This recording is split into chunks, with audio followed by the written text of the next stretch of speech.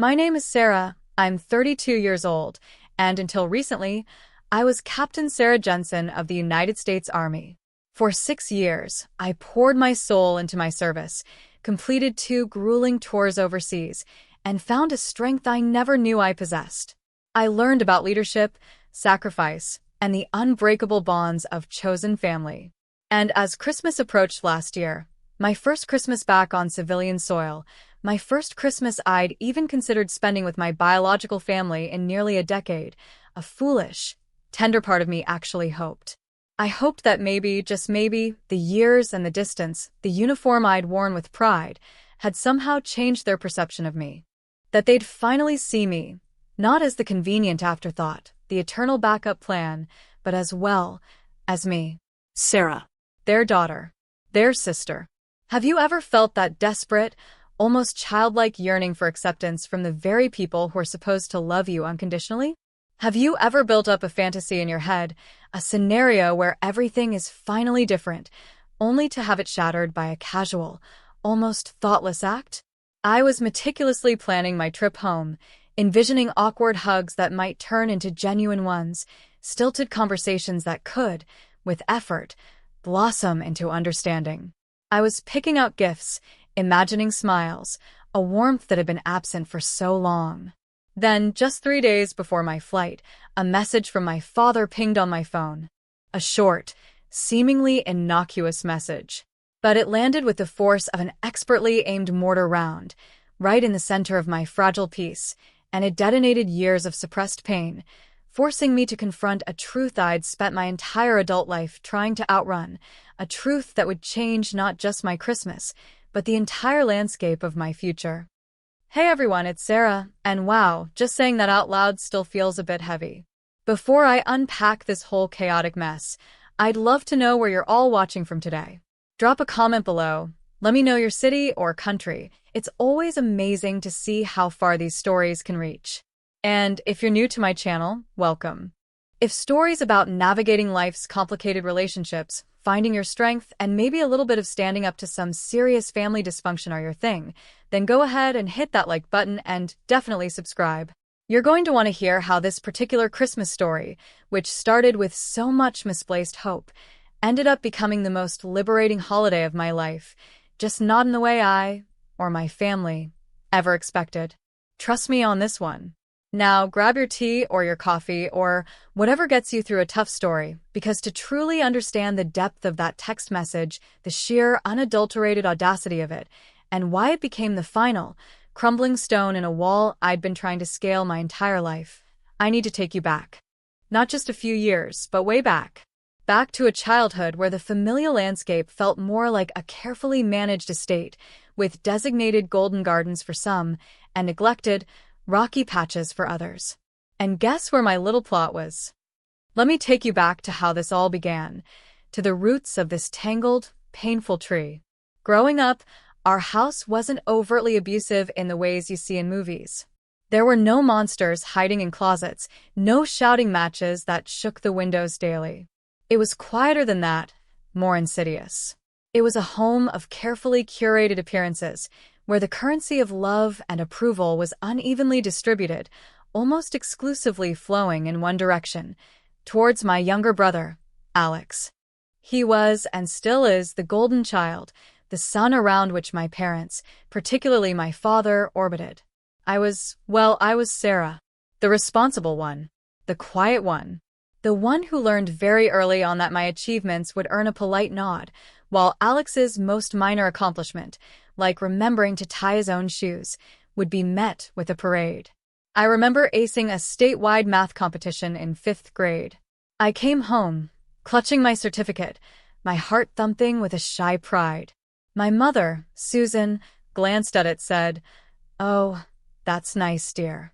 Don't leave it on the counter, it'll get stained," before immediately turning her attention to Alex, who was dramatically recounting how he'd almost scored a goal in his Pee-wee soccer game. My father, Robert, ruffled Alex's hair, beaming. À ta boisson. Almost as just a step away from getting it. You'll nail it next time. My certificate ended up forgotten on the fridge, eventually covered by school notices and Alex's crayon drawings. It was a small thing, wasn't it? But it was one of 1,000 small things, a constant drizzle of dismissiveness that soaked into my bones, leaving me perpetually damp with a sense of inadequacy. I wasn't asking for a parade for myself, not really. I was just asking for a flicker of the same light, a fraction of the warmth that seemed to bathe Alex effortlessly. But it never came. The pattern solidified as we grew. Alex could do no wrong. If he failed a test, it was because the teacher was unfair or the subject too difficult. If I struggled, it was because I wasn't applying myself, even if I was already spending hours studying while he played video games. He'd borrow my things without asking, my bike, my savings from babysitting, my favorite books, and if they came back broken or not at all, I was the one chided for making a fuss. "He's your brother, Sarah," my mother would sigh, as if that explained and excused everything. Don't be selfish. That was a word I heard a lot. It was selfish to want my own space, selfish to want my achievements acknowledged, selfish to feel hurt when I was overlooked. I learned to swallow my disappointment, to shrink myself down to avoid taking up too much space, too much attention. I became an expert at anticipating their needs, at being helpful and unobtrusive, hoping that maybe, just maybe, my utility would earn me some affection. It didn't. It just made me more useful. My father, a man of few words unless it was to praise Alex or issue a directive, was particularly adept at making me feel invisible. His approval was the mountain I could never seem to summit. He'd spend hours helping Alex with his model airplanes or his latest fleeting hobby, offering patient instruction and enthusiastic support. With me, it was always a cursory, "Oh, you're still doing that?" Whether that was my science project, my attempts at learning guitar, or my quiet efforts to simply exist in his line of sight. The message was clear. My pursuits were insignificant, my passions irrelevant, especially when compared to the shining promise of his son. And Alex, bless his heart, or perhaps not, soaked it all up like a sponge, developing an effortless sense of entitlement, a charming obliviousness to the disparity that was so glaringly obvious to me. He wasn't malicious, not actively. He was just conditioned. Conditioned to expect the best, to be the center, to have his path smoothed by everyone around him, especially by me, the ever-reliable, ever-invisible sister. This was the foundation upon which my understanding of family was built, a foundation of shifting sands for me and solid gold for him. And it was this foundation that made that future text message not just hurtful, but a profound, soul-crushing betrayal. The pain wasn't just in the words themselves, but in the decades of history that amplified their sting, each syllable echoing with a lifetime of being made to feel secondary. The teenage years were a masterclass in heightened awareness and quiet rebellion, though my rebellions were mostly internal, a silent screaming against the injustice of it all. While Alex was getting into minor scrapes, underage drinking, a fender bender in Dad's car, incidents that were met with concerned frowns, a stern talking to, and then quickly swept under the rug with a sigh of boys will be boys, my own attempts to assert my independence were met with bafflement or outright disapproval. I got a part-time job at the local library. My parents' reaction? "But why, Sarah? We give you an allowance. Is it not enough?" It was never about the money. It was about having something that was mine, a space where I was valued for my abilities, not my familial role. The library was quiet, orderly, and I was good at my job. Mrs. Henderson, the head librarian, praised my diligence and my love for books. It was a small oasis. But even that was tinged with the family dynamic. Alex would occasionally saunter in, not to read, but to ask for money or to get me to cover for him with Mom and Dad about where he'd been. The expectation was always there. Sarah will handle it. Sarah will fix it. Sarah will cover for me. One particular incident stands out, a glaring neon sign highlighting my place in the family hierarchy. It was my junior year, and I'd been nominated for a prestigious academic scholarship. It required an essay and an interview. I spent weeks on that essay, pouring my heart into it, and I practiced for the interview until my voice was hoarse. The day of the interview, Alex had a really important soccer tournament out of town. It wasn't a championship game, just a regular season match, but to hear my parents talk, it was the World Cup. They both went, of course. I had to ask Mrs. Henderson if her husband could give me a ride to the scholarship interview because my parents couldn't make it. I remember sitting in that waiting room, surrounded by other hopeful students with their proud, anxious parents, and feeling a hollowness so profound it ached. I aced the interview by some miracle of sheer will, and I got the scholarship. When I told my parents, my father nodded, said, "Good. That'll save us some money for Alex's college fund." There was no "Congratulations, Sarah." No, "We're proud of you," just a pragmatic assessment of how my achievement benefited them, or rather, benefited Alex. That was the moment something inside me fractured. Not broke, not yet, but a deep, irreparable crack appeared in the already crumbling facade of my hope for their approval. It was then, amidst the quiet sting of that dismissal, that the idea of the military began to take root. It wasn't a dramatic, overnight decision. It was a slow burn, a gradual realization that if I wanted to be seen, to be valued, to build a life based on my own merits, I had to get out. Far out. The military offered everything my home life didn't: structure, discipline, a clear path for advancement based on effort and ability, and a sense of belonging to something larger than myself, something where your worth wasn't predetermined by your birth order or your parents' blatant favoritism. I researched obsessively, learned about different branches, different roles. The Army appealed to me. It felt grounded, tangible. I didn't tell my parents until I was already talking to a recruiter, my mind mostly made up. Their reaction was predictable. My mother cried, not, I think, because she would miss me, but because of what the neighbors would think. The military? Sarah, what will people say? It's so unfeminine. And dangerous. My father was stoic, almost indifferent. If that's what you want to do, he said, his tone flat, don't expect us to bail you out if you don't like it. There was no discussion, no questions about why, no attempt to understand. Alex, predictably, thought it was kinda cool, but quickly lost interest when he realized it wouldn't directly benefit him. The day I left for basic training, my mother gave me a perfunctory hug, her cheek barely brushing mine. My father shook my hand, a brief, firm grip. "Work hard," he said. It was the closest thing to encouragement he'd ever offered, and even that felt more like a command than a blessing. Alex wasn't even there. He was sleeping in, nursing a hangover from a party the night before. As the bus pulled away, I didn't look back. I couldn't. There was nothing there for me to see. I was heading towards an unknown future, but for the first time in my life, it felt like my unknown. Mine to shape, mine to conquer. The military wasn't an escape from responsibility. It was an escape to responsibility, to a place where my actions might finally have meaning, where I could build an identity forged in my own fire, not in the shadow of someone else's sun. The irony, of course, was that I was trading one rigid structure for another, but this new one promised a fair playing field, a meritocracy that my family life had so painfully lacked. And I was desperate for that fairness, for that chance to prove, if only to myself, that I was more than just the forgotten daughter, the perpetual runner-up in a race I was never meant to win. My years in the military were transformative, to say the least. Basic training was brutal, a shock to the system, but I thrived on the discipline, the physical exertion, the stripping away of pretense. For the first time, I was judged solely on my performance, my resilience, my ability to be part of a team. My gender, my quiet nature, my family background, none of it mattered. What mattered was whether I could carry my pack, hit my targets, and support the soldier next to me.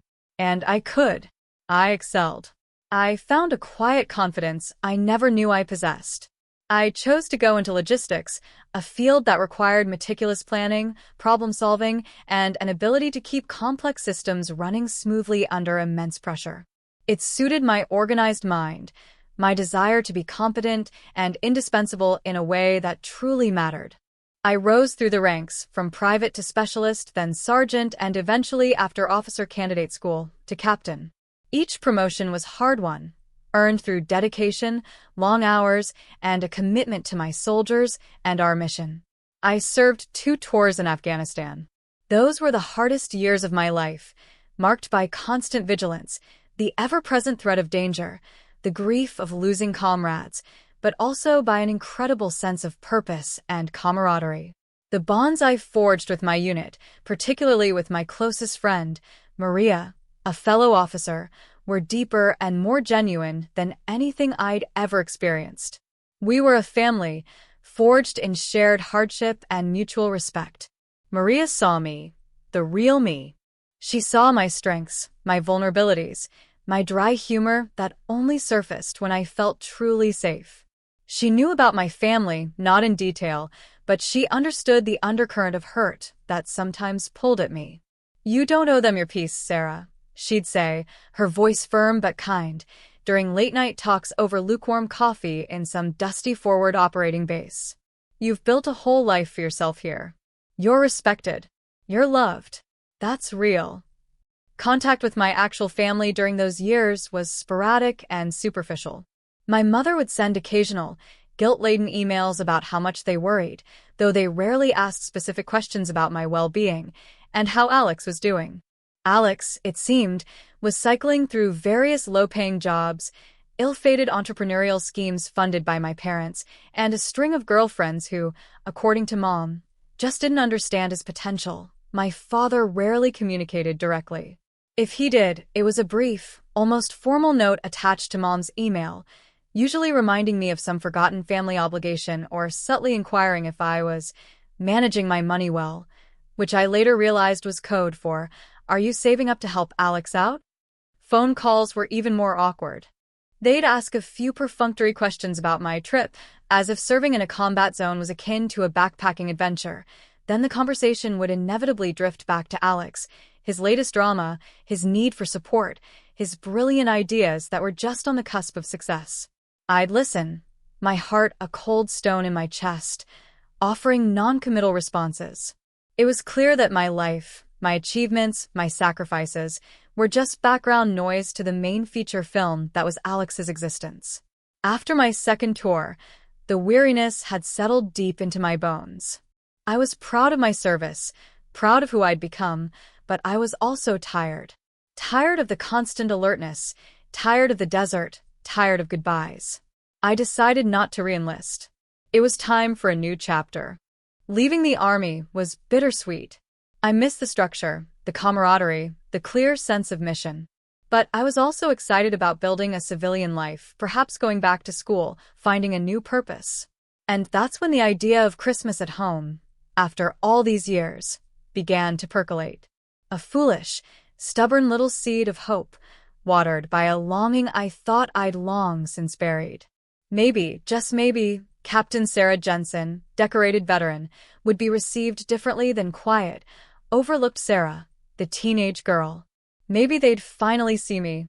It was this fragile, tentative hope that I carried with me as I started planning my trip, as I carefully selected gifts, rehearsing casual, friendly opening lines in my head. I booked my flight to my hometown, a place I hadn't seen in nearly 7 years. The anticipation was a strange mix of dread and a desperate, almost painful optimism. It was 3 days before my scheduled flight. I was staying with Maria in her small apartment near Fort Carson while I figured out my next steps, transitioning back to civilian life. We'd spent the morning looking at job listings and the afternoon packing a care package for some of our old units still deployed. The mood was light, hopeful. I was actually allowing myself to feel a flicker of excitement about Christmas. I envisioned walking into my parents' house, the scent of pine needles and Mom's baking. Even if her affection was conditional, her apple pie was undeniably excellent. I pictured a slightly awkward but ultimately warm reunion.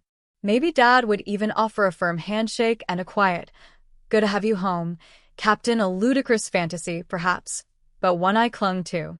My phone buzzed on the coffee table. A message from Dad. My heart did a little nervous flutter. He rarely texted me directly. It was usually Mom who handled communications. This must be something specific about my arrival, I thought. I picked up the phone, a small smile playing on my lips. Then I read it. The message was short, deceptively casual. "Sarah, glad you're coming. Just a heads up, Alex and his new girlfriend Tiffany are staying in your old room. It's bigger, and they need the space for all their things. We've set up the cot in the attic for you. Also, Alex lost his job again, so we're a bit tight. Could you maybe pitch in a bit more for the Christmas dinner and maybe help him out with a welcome home gift? He's been really down. I read it once, then twice, then a third time, each word slamming into me with the force of a physical blow. Your old room, the room I grew up in, the room that still held faded posters on the walls and forgotten treasures in the closet. Given away to Alex and his new girlfriend. Not because they were married, not because of any permanent arrangement, but because it was bigger and they needed space for their things. And me? The daughter who hadn't been home for Christmas in almost a decade, the daughter who had served her country, who was a decorated captain. I was relegated to a cot. In the attic. The attic, a dusty, cold, forgotten space filled with old trunks, cobwebs, and the ghosts of discarded belongings. The symbolism was so blatant, so painfully on the nose. It was almost comical, if it hadn't felt like a punch to the gut. Then came the second part of the message, the financial sting in the tail of the emotional scorpion. Alex lost his job again. We're a bit tight. Could you pitch in, help him out with a welcome home gift? My welcome home, it seemed, was secondary to his.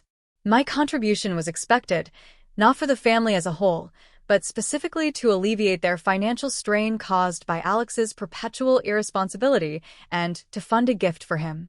The casualness of it, the sheer entitlement baked into every word, was breathtaking. There was no, "We're so excited to see you, Sarah," no, "We've missed you," no, "How are you doing after everything?" Just a logistical note about my downgraded sleeping arrangements and a thinly veiled demand for money.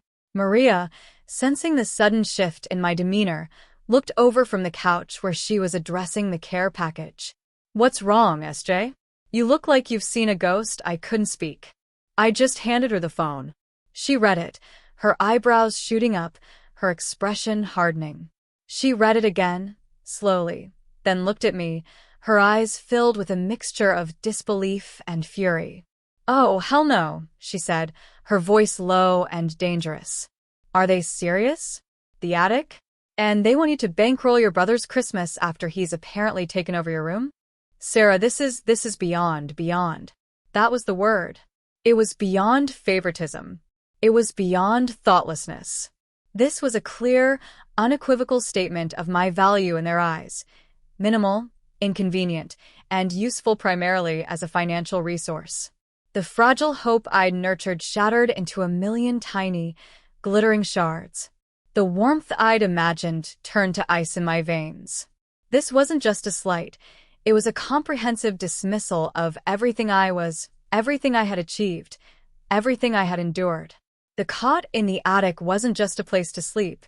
It was a metaphor for my entire existence within that family.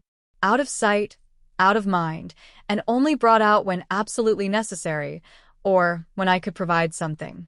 The carefully constructed peace I'd been cultivating since leaving the service crumbled, and in its place rose a cold, hard anger, an anger I hadn't allowed myself to feel in years.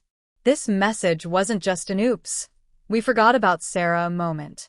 This was a calculated, or at least callously indifferent, decision that laid bare the unvarnished truth of my standing. And for the first time, I wasn't just hurt, I was furious. The immediate aftermath of reading that text was a maelstrom of emotions. Shock, certainly. A deep, aching hurt that felt like an old wound ripped open and doused in salt. But underneath it, something new was stirring, a cold, resolute anger. Not the hot, impulsive anger of youth, but a more focused, steely indignation.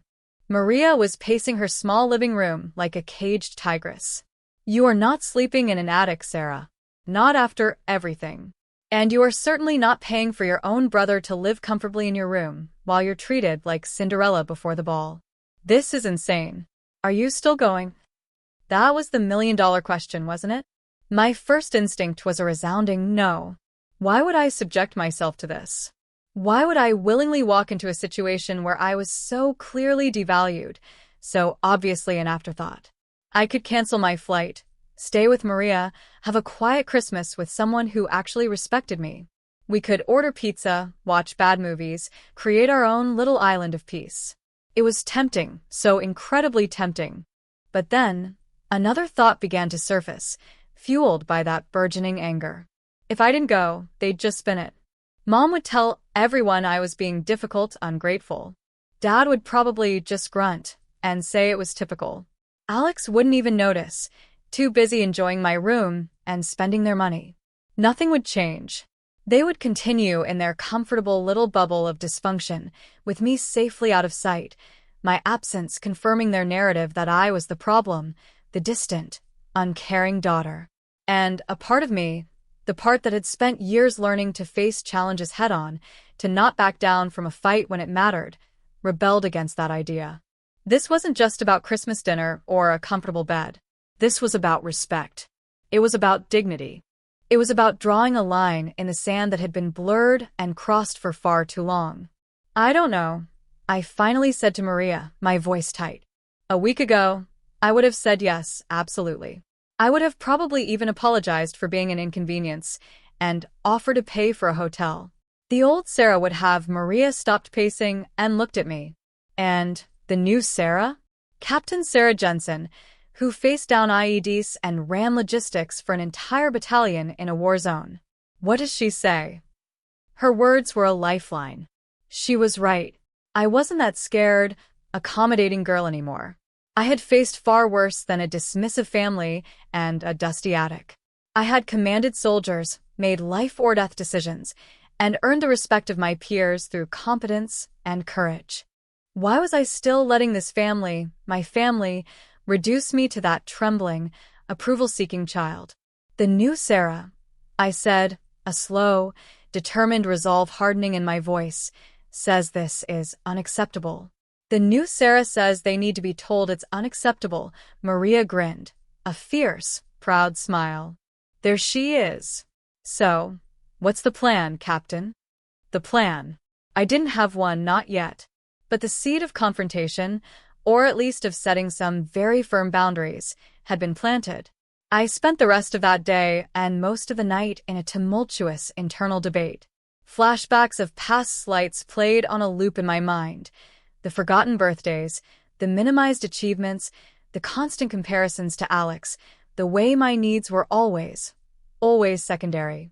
Each memory added fuel to the fire. I remembered one Christmas years ago before I joined the army. I'd saved up for months to buy my dad a specific woodworking tool he'd mentioned wanting. I was so excited to give it to him. He opened it, gave a cursory, "Oh, thanks," and then spent the next hour gushing over the video game console Alex had received, a console Mom and Dad had clearly bought. My carefully chosen gift was tossed aside, literally and figuratively. The cot in the attic felt like that forgotten gift, magnified 1,000 times. It was a clear message. You don't matter as much. I thought about the financial expectation. I wasn't struggling for money. Army officers are paid reasonably well, and I'd been frugal, but it was the principle of it. The audacity of expecting me to subsidize Alex's irresponsibility, while simultaneously demoting me to the least desirable corner of the house. It was a slap in the face. By morning, my decision had solidified. I was going. But I wasn't going as the prodigal daughter, hoping for scraps of affection. I was going as an adult, a veteran, a woman who knew her worth, even if her own family didn't. I wasn't going to cause a scene, not initially. But I wasn't going to be a doormat either. I would go, I would observe, and if the situation was as bad as the text message indicated, and I had no reason to believe it wouldn't be, I would speak my truth. Calmly, clearly, but unequivocally. I owed myself that much. The years of silence, of swallowing my hurt, were over. This Christmas was going to be different, one way or another. It might not be the warm, fuzzy reunion I'd once naively hoped for, but it might just be the Christmas I finally found my voice with them. The days leading up to my flight were fraught with a strange mixture of dread and a kind of grim determination. I reread my father's text message countless times, each reading cementing my resolve. Maria was my rock during this period. We talked for hours strategizing, or rather, she mostly listened while I processed aloud, helping me untangle the knot of emotions. "Remember your training, Sarah," she said one evening. Observe, orient, decide, act. You know the situation. You know your objective, which is your own damn self-respect. Now, how do you achieve it? Her practical, military mindset approach was exactly what I needed. It cut through the emotional fog and helped me focus. I decided I wouldn't preemptively confront them over the phone or text. That would give them time to prepare their defenses, to gaslight me from a distance. No, this needed to be face-to-face. I needed to see their reactions, to gauge the situation in real time.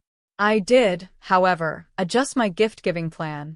The thoughtful, somewhat expensive presents I'd initially bought for my parents and Alex were put aside. Instead, I opted for more generic, less personal items. If I was an afterthought to them, their gifts could reflect that. It felt petty, but also strangely empowering. My welcome home gift for Alex, as per Dad's suggestion? I decided that would be a firm no, delivered in person if the subject arose. The journey itself was surreal.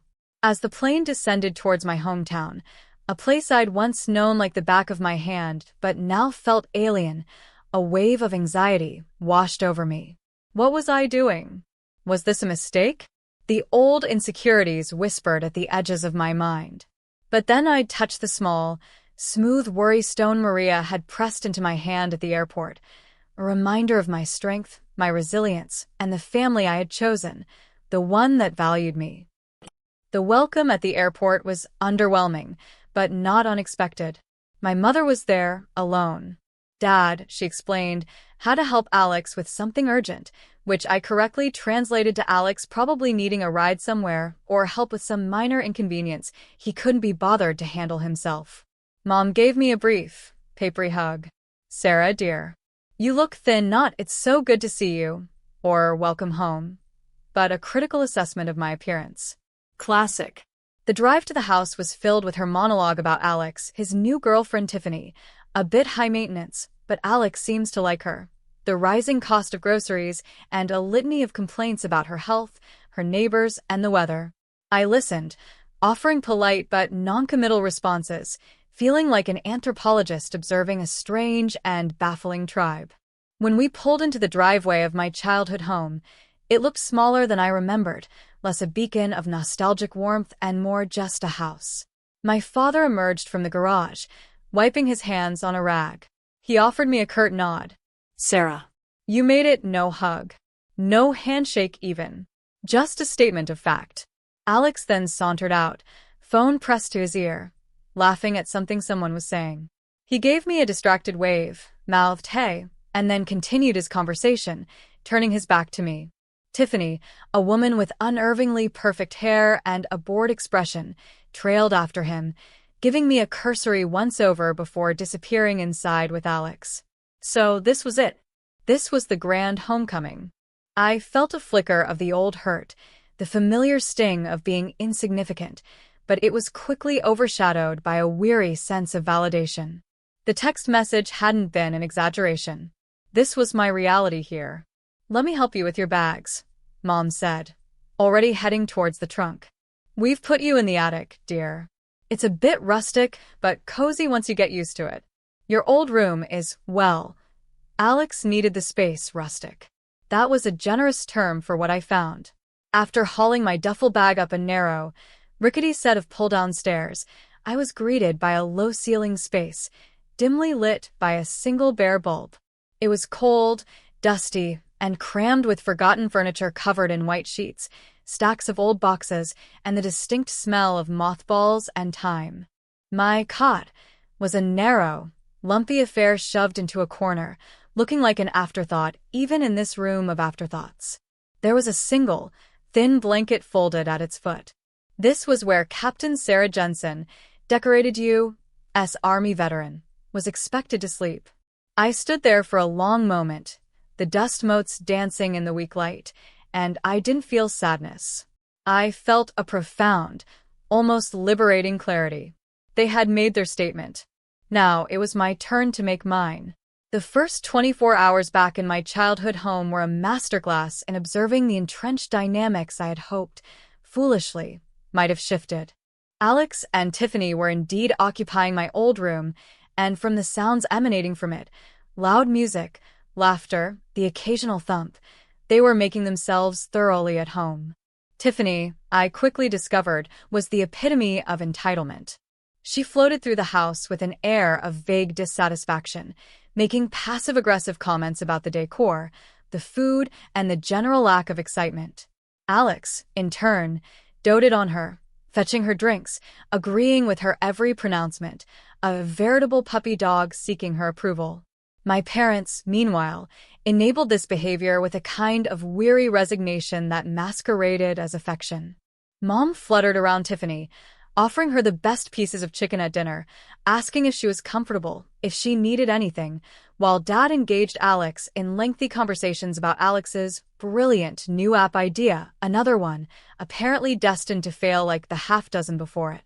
My presence was largely ignored, unless I was needed for something. Sarah, dear, could you set the table? Sarah, the dishwasher needs emptying. Sarah, could you run to the store? We're out of Alex's favorite soda, I complied, quietly observing. Each request, each dismissive glance, each instance of blatant favoritism was like another piece of evidence being logged. I wasn't just Sarah, the daughter. I was Sarah, the unpaid intern, the house elf, the ATM that hadn't yet been activated. The subject of my contribution to Christmas dinner and Alex's welcome home gift, which, by the way, no one had bothered to offer me, hadn't come up directly yet, but I could feel it hovering in the air, an unspoken expectation. Dad kept making comments about how tight things were, how Alex was really feeling the pressure of being unemployed, usually while looking pointedly in my direction. The attic was as miserable as it looked. It was freezing at night, the single thin blanket offering little comfort. I could hear every creak and groan of the house, the muffled sounds of Alex and Tiffany's television from my old room below, a constant reminder of my displacement. I slept fitfully, my dreams a chaotic jumble of past hurts and present indignities. But with each uncomfortable night, my resolve solidified. This wasn't just about me being uncomfortable, it was about the profound lack of respect, the casual cruelty of it all. Christmas Eve arrived, and with it, a palpable sense of tension, at least for me. The rest of them seemed oblivious, caught up in their usual routines. Mom was stressed in the kitchen, preparing for the big Christmas Day meal. Dad was watching football, occasionally barking orders at Alex to help, orders Alex usually ignored or delegated to me via Mom. Tiffany was on her phone, documenting her quaint, rustic Christmas for her social media followers, I presumed, carefully cropping out any evidence of the actual rustic attic I was inhabiting. The breaking point, the catalyst for the inevitable confrontation, came not with a bang, but with a series of small, cumulative cuts that finally bled me dry. It started at dinner on Christmas Eve. Mom had made her usual impressive spread, and as we sat down, Dad cleared his throat. "So, Sarah," he began, his tone attempting casualness, but failing miserably. "About Christmas dinner tomorrow, things are, a bit stretched this year with Alex's situation.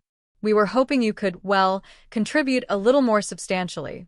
And perhaps a little something to help Alex get back on his feet? He's got his eye on a new laptop, says it's essential for his job hunt." I looked at him, then at Alex, who was studiously avoiding my gaze, shoveling mashed potatoes into his mouth. Tiffany smirked into her napkin. Mom looked anxious, her eyes darting between me and Dad. Here it was, the moment of truth. I took a slow breath, remembering Maria's advice: observe, orient, decide, act. "Dad," I said, my voice calm even, "I'm happy to contribute to the family meal, as I always plan to. I brought groceries, and I can help Mom with the cooking and cleanup." I paused, then continued. "As for Alex's laptop, or helping him get back on his feet, that's something you all seem to have been managing for years without my input. My understanding was that I was here as a guest, your daughter, home for Christmas after nearly a decade, not as a financial bailout plan." The silence that fell over the table was thick enough to cut with a knife. Dad's face began to flush a dull red. Alex choked on his potatoes. Mom's eyes widened in alarm. Tiffany, however, looked intrigued, as if the evening's entertainment had finally begun. "Now, Sarah," Dad said, his voice rising. That's not a very charitable attitude. Alex is your brother. He's going through a hard time. Alex is always going through a hard time, Dad, I replied, still keeping my voice steady. And you always bail him out. That's your choice. But my choices are my own. And I choose not to enable him further. Especially, I added, my gaze sweeping around the table and finally landing on my old bedroom door, visible down the hall, when I'm sleeping on a cot in the attic so he and his girlfriend can have my room because it's bigger. That landed. Alex slammed his fork down. Oh, here we go. I knew it. You've always been jealous of me. Jealous. I laughed, a short, humorless sound.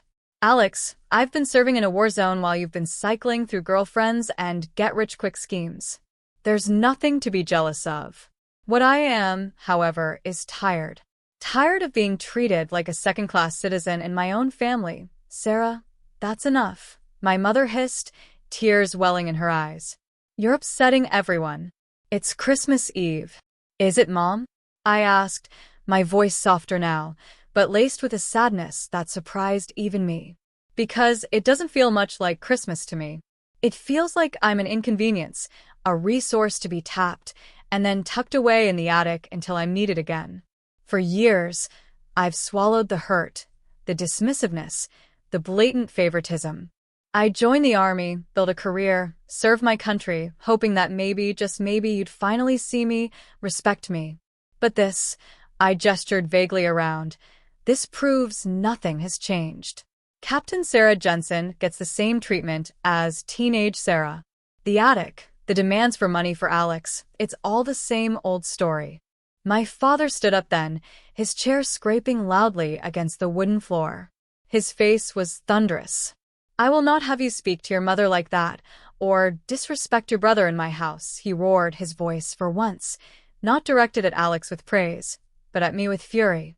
You come in here, after all these years, acting high and mighty with your captain's bars, thinking you're better than us? Better?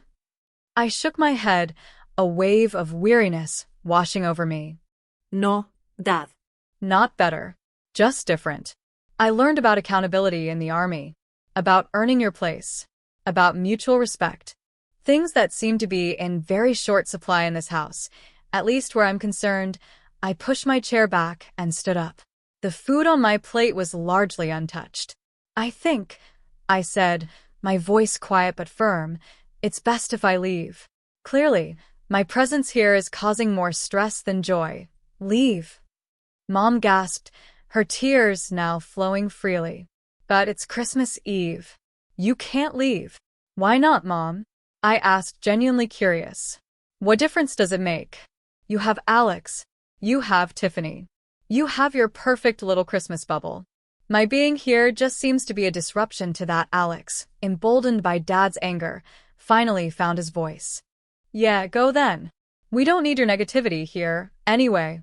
You've always been like this, a total downer, always complaining. Complaining? I looked at him, really looked at him, this man-child who had coasted through life on a wave of parental indulgence. Alex, I haven't complained. I've stated facts. Facts you've benefited from your entire life. The fact that my room, the one I grew up in, was given to you and your flavor-of-the-month girlfriend without a second thought for my comfort or feelings. The fact that I'm expected to fund your lifestyle. Those aren't complaints, Alex. Those are truths. Tiffany, who had been watching with rapt attention, finally piped up, her voice dripping with condescension. Well, some people just can't handle it when things don't revolve around them.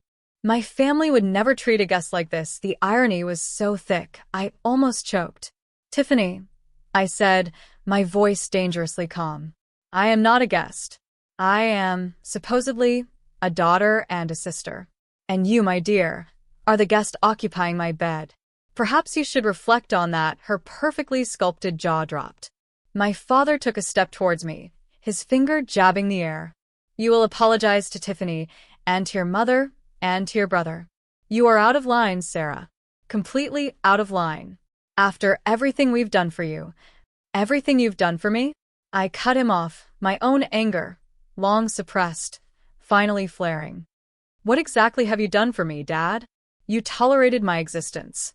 You minimized my achievements. You consistently prioritized Alex over me in every conceivable way. You sent me off to basic training with a handshake and a grunt. You barely acknowledged my service, my promotions, the risks I took. And now, you relegate me to the attic and expect me to pay for the privilege of being ignored and disrespected. Is that the everything you're referring to? The silence in the room was absolute, broken only by Mom's quiet sobs. Dad looked, for the first time I could ever remember, genuinely stunned, as if he'd been physically struck. Alex just stared, his mouth agape. It was as if no one had ever dared to articulate the reality of their family dynamics so baldly. The truth, it seemed, was a harsh light in their comfortably dim world. I didn't wait for a response. There was nothing more to say, really. I had laid it all out. The years of accumulated pain, frustration, and disappointment condensed into a few short, brutal minutes. I turned and walked out of the dining room, the sound of my footsteps echoing in the sudden, vast silence. I went straight up the rickety attic stairs, the bare bulb casting long, dancing shadows. My duffel bag was already mostly packed. I hadn't really unpacked much, sensing perhaps that my stay would be short. I grabbed my few toiletries from the shared bathroom downstairs, ignoring the stunned faces I passed in the hallway. No one spoke to me. No one tried to stop me. It was as if I had become a ghost, my earlier pronouncements rendering me invisible once more, but this time on my own terms.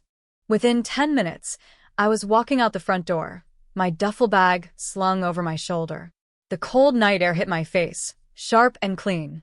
It felt like the first truly fresh breath I'd taken in days. I didn't look back at the house, at the brightly lit windows holding a family dinner I was no longer part of. There was a strange sense of lightness, of liberation, mixed with the undeniable ache of severed ties. I pulled out my phone and called a cab.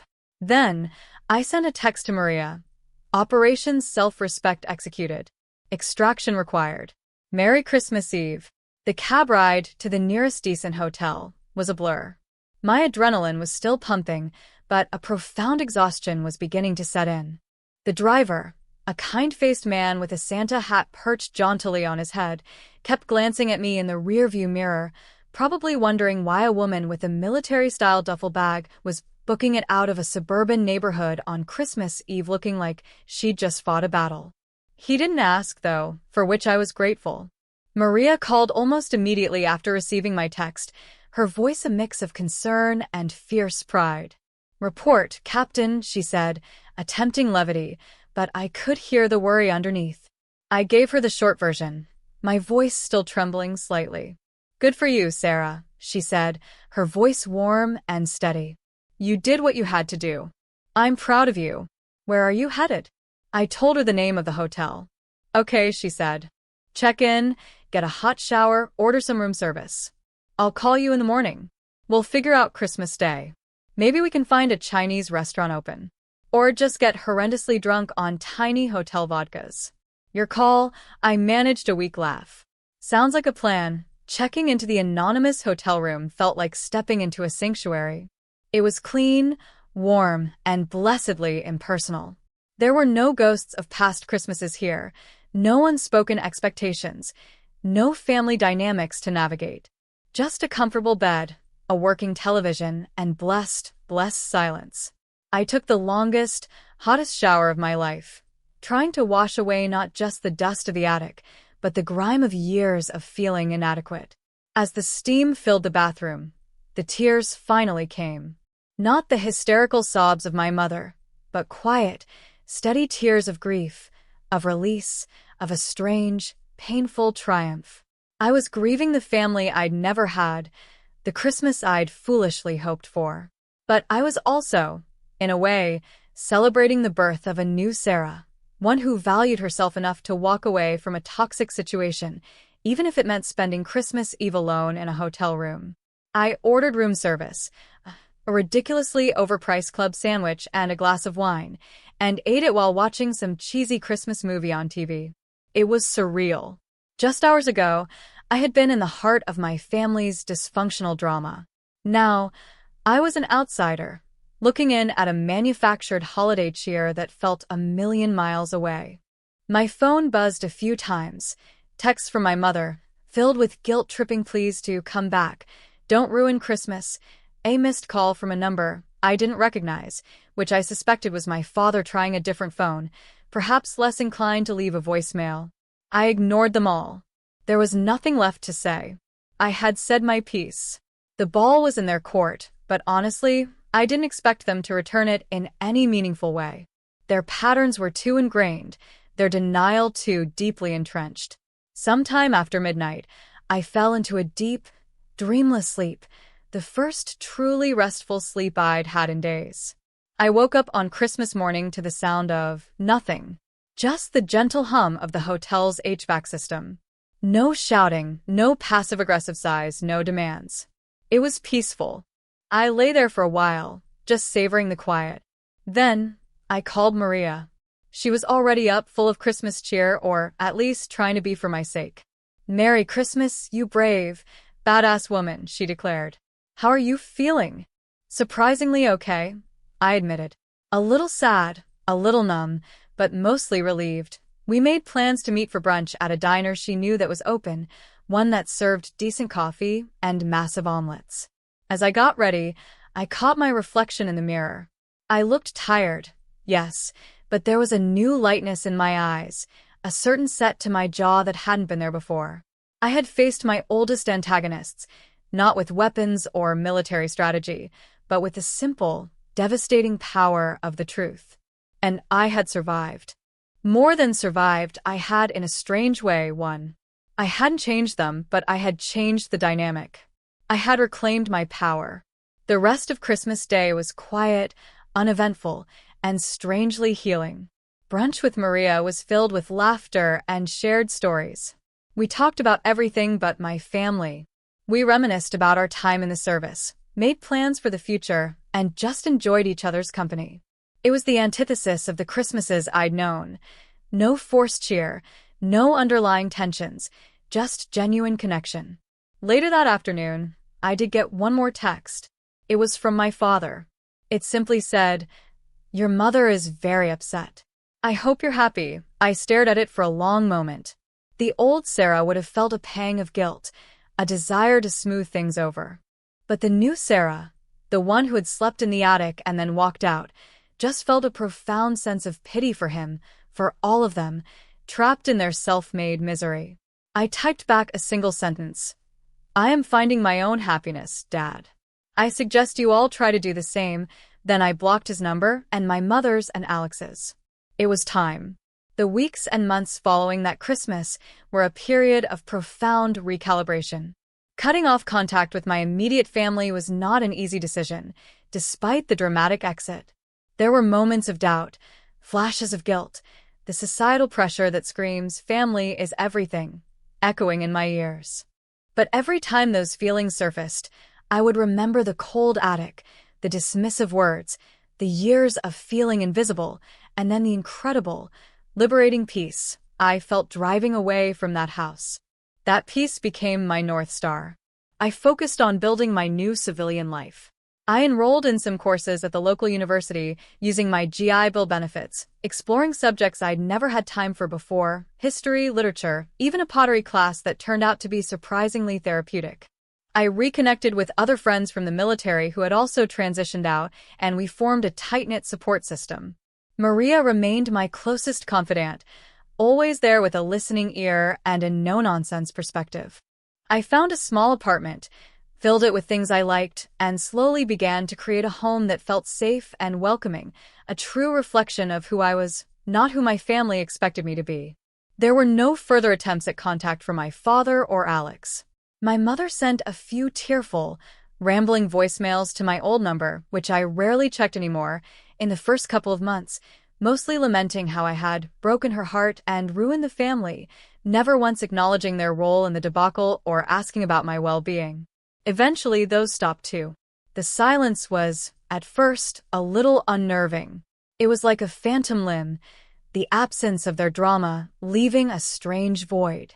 But slowly, that void filled with other things, new friendships, new interests, a growing sense of self-assurance. I learned that true family isn't about blood. It's about love, respect, and mutual support. It's about who shows up for you, who sees you, who celebrates your victories and comforts you in your defeats. My chosen family, Maria, my veteran buddies, my new friends, they were my true family.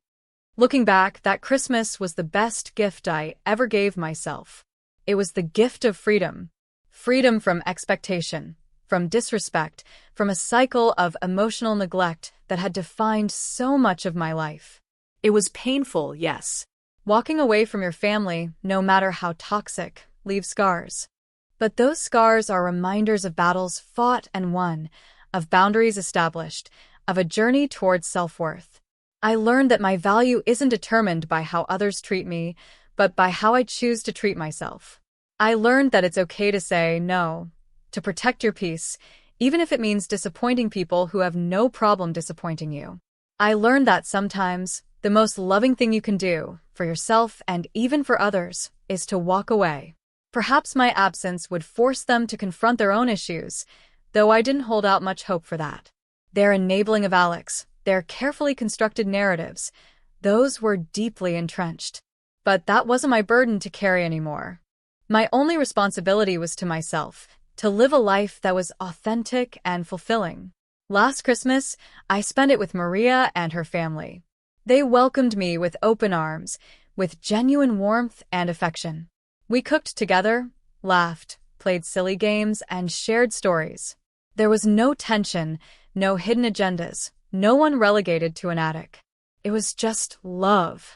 And as I sat there, surrounded by the happy chaos, I felt a profound sense of gratitude.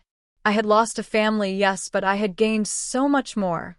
I had gained myself. The message from my dad, the one that initially felt like a grenade, had, in an ironic twist of fate, been the catalyst for my liberation. It forced me to detonate the old, unhealthy patterns and clear the way for something new, something better. It taught me that sometimes the end of one story is just the beginning of a much brighter one. So, that's my story. It's a messy one, a painful one in parts, but ultimately, for me, it's a story of empowerment. It took years, a military career, and one truly awful Christmas ultimatum to get me there, but I finally learned to prioritize my own well-being over the dysfunctional demands of a family dynamic that was never going to change unless I forced it to. Standing up for myself, walking away from that Christmas Eve dinner, choosing peace over their particular brand of chaos. It was terrifying, but it was also the most profoundly liberating experience of my life. There are still days, of course, when a flicker of sadness touches me, a wistful thought for the family I wished I had. But those moments are fleeting, quickly replaced by a deep gratitude for the life I'm building now, for the genuine connections I've forged, and for the strength I've found within myself to say, enough. I truly believe that we all deserve to be treated with respect and kindness, especially by those who are supposed to love us most. And if that's not happening, we have the right, and perhaps even the responsibility to ourselves, to create distance, to set boundaries, and to seek out relationships that nourish us rather than diminish us. Now, I want to hear from you all. Have any of you ever faced a similar situation with your family, maybe around the holidays or another significant event? How did you navigate it? What did you learn from it? Please share your stories and your insights in the comments below. I read every single one, and I know from experience that sharing our truths can be incredibly healing, not just for ourselves, but for others who might be going through something similar and feeling utterly alone. Your story might just be the lifeline someone else needs to hear today. If this video resonated with you, if you found any part of my journey relatable or helpful, please give it a thumbs up. It really helps the channel reach more people. And if you haven't already, I'd be so grateful if you'd hit that subscribe button and the little notification bell so you don't miss out on future stories and conversations. We're all just trying to figure this life out, and sharing our experiences is one of the best ways to do it.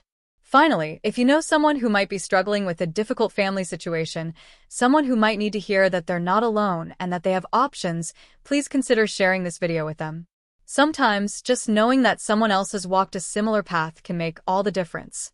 Thank you all so much for listening, for being here, and for being a part of this community. Remember, you're stronger than you think, and you deserve to be happy and respected. Until next time, take care of yourselves and take care of each other.